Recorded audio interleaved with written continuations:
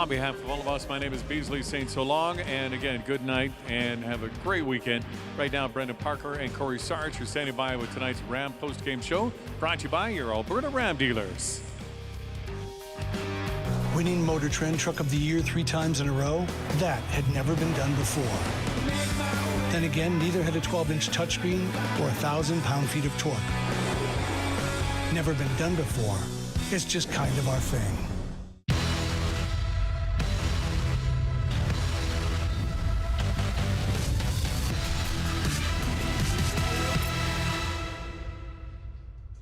All right, Flames TV live at the post-game show is now live on the air as we break down a Calgary Flames loss 1-0 in overtime tonight. And I can tell you right now off the top, the highlight pack will be very short, just the one goal to show you, and it comes in overtime, and it is the game winner. Brendan Parker alongside Cory Sarich, and kind of a departure of the types of games we've seen around here lately. And this one, tight checking, and so, a few mistakes throughout the course of this game, but not a lot of space for really either side to generate through this game.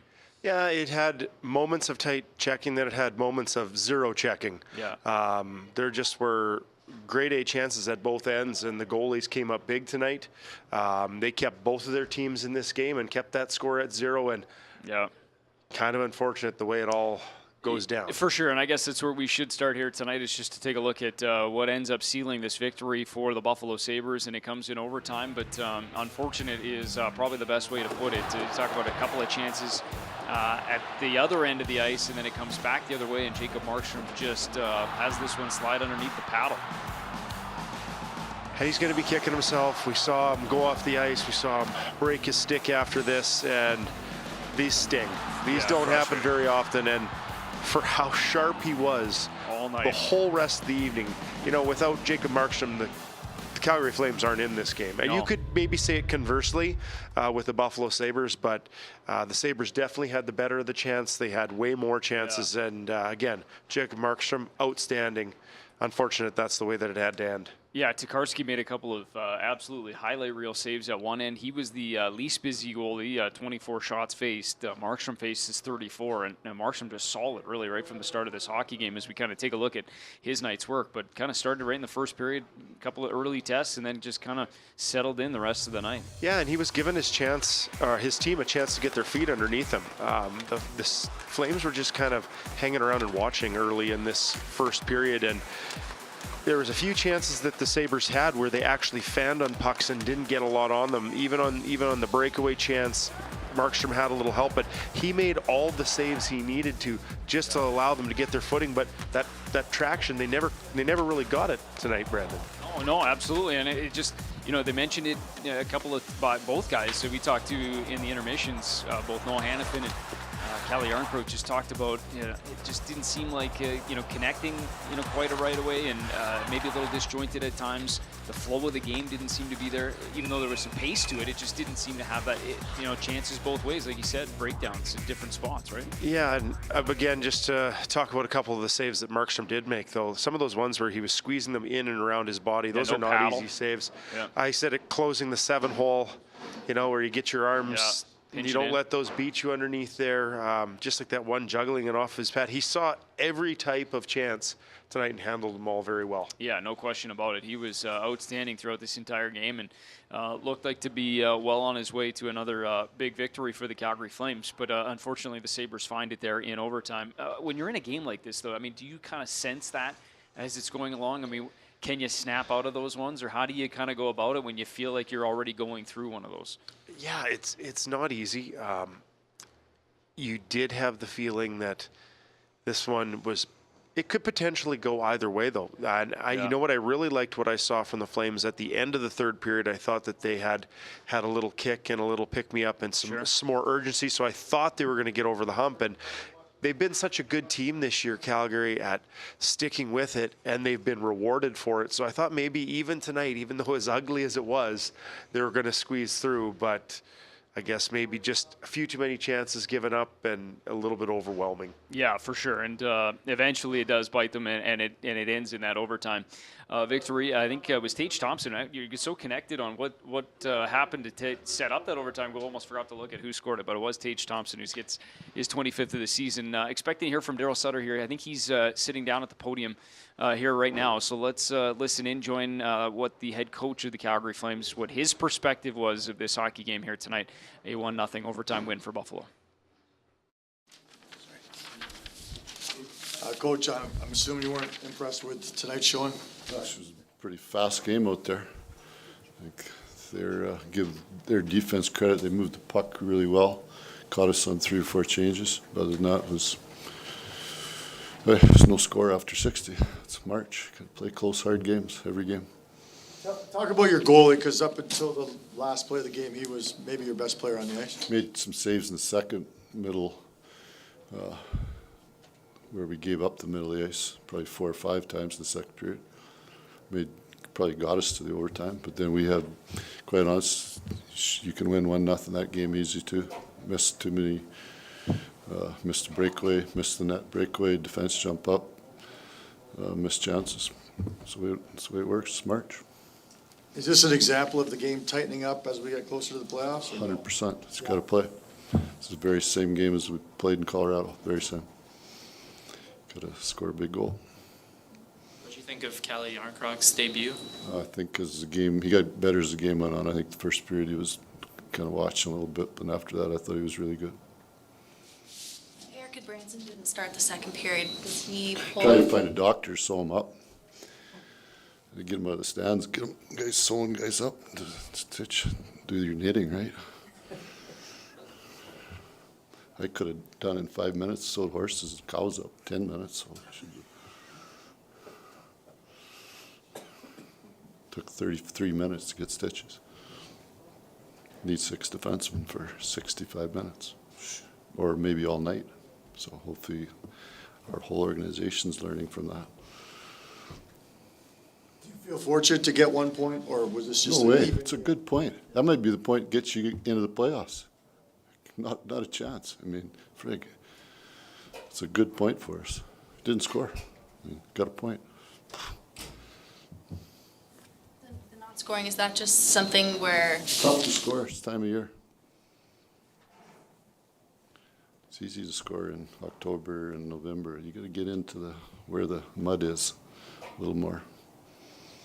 is that a mindset thing to change, Daryl? No, that's individual. Get in there and work and dig. All right, all good. Okay, see you guys. We're out.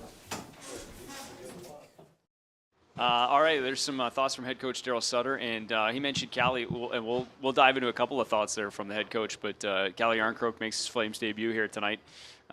He actually said right in the second intermission, felt some nerves actually in the first part of the game, heading out, making his debut, felt those nerves, but then settled in after that. Yeah, it's not easy. You get out there, we're watching him in warm-up, and I was making the comments, you got new equipment on, you got new gloves, new helmet, a whole raft of new teammates, and yeah, you may know them, but it's different. completely different. It's not an easy adjustment.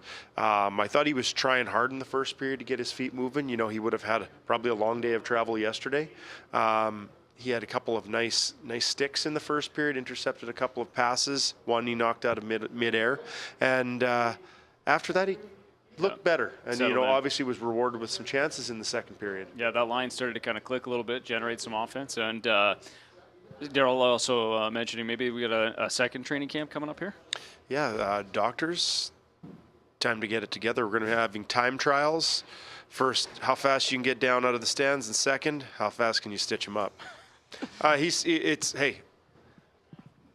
what Daryl's saying, it's an important part. Yeah, the game within the game, sure. Yet the team has to function as a unit, and that's not just the people on the ice, the people around the players. It's absolutely everyone, and it's got to be seamless, no pun intended. Well done. I appreciate that. I love a good pun. All right, before we'll hear from a couple players here shortly, but I mean, we'd be chances. It's hard to score in March, as Daryl so aptly put it.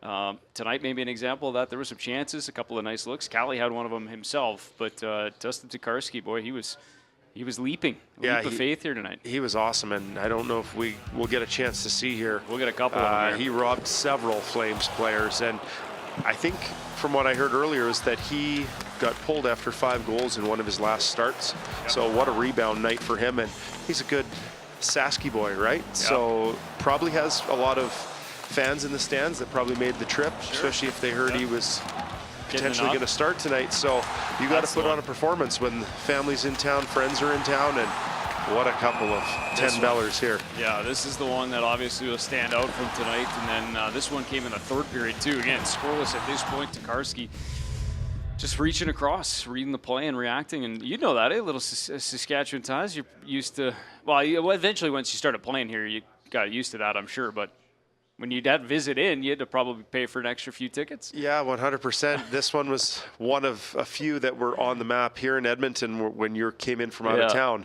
Yeah. It hit you in the wallet, but you're always so excited to have all your friends and family and everyone here. Yeah. And then you got to step up. I remember one of my games here.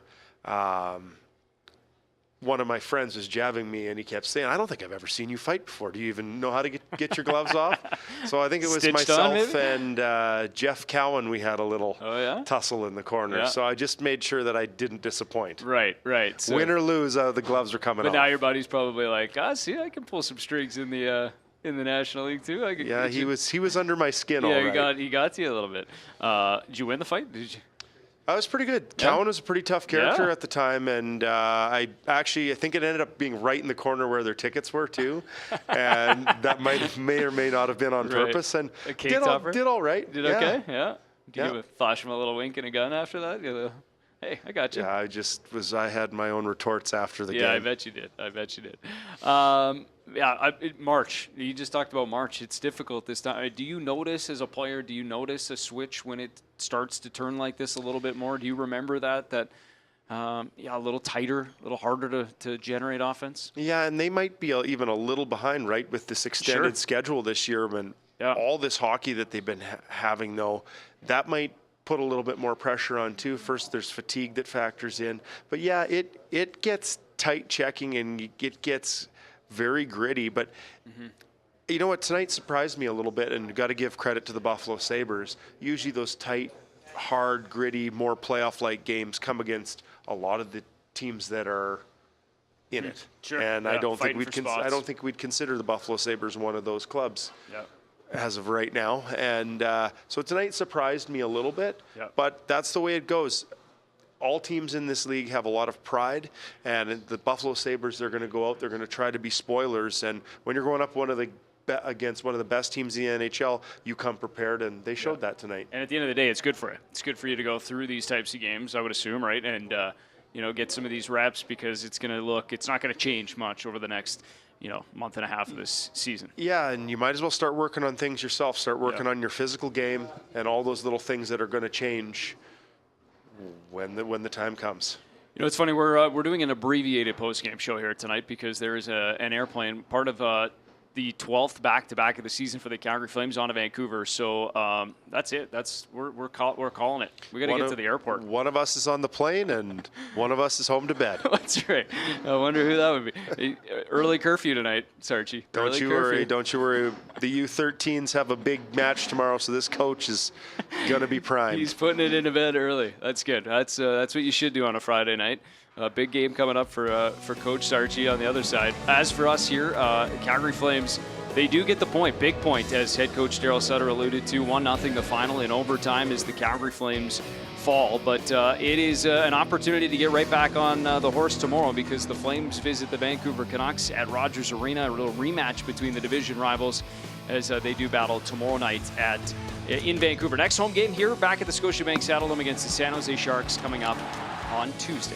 Thanks for watching Flames Post Game Live, brought to you by your Alberta Ram dealers. We'll see you on Tuesday night.